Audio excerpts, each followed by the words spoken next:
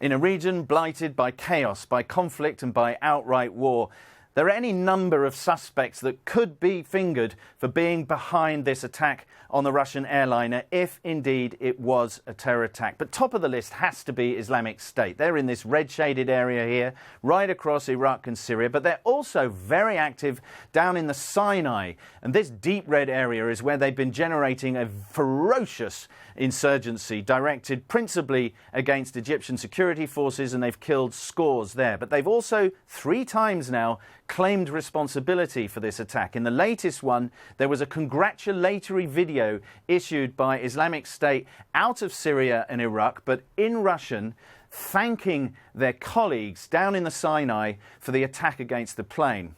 This message is to you, Putin pig. I would like to tell you that when you were sending your plane, people and equipment in order to destroy our state and us, you were mistaken deeply, that you will not regret it, that your people will not regret it. This plane is a confirmation of that, you, Putin pig. God willing, we will get to you all.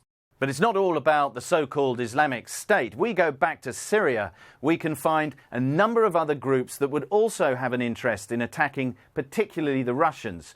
Now, these yellow-shaded areas are where rebel groups are pressing up against the Assad regime, represented by the blue-shaded areas.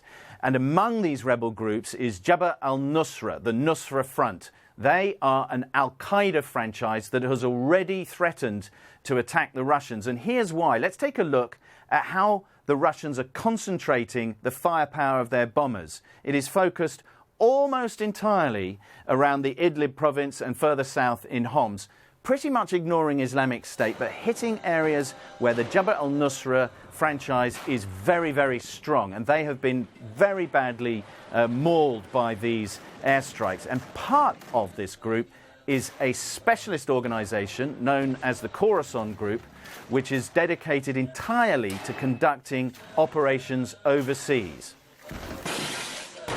Small wonder then that the British Prime Minister would take the safest path and at least temporarily ground those aircrafts down in Sharm el-Sheikh.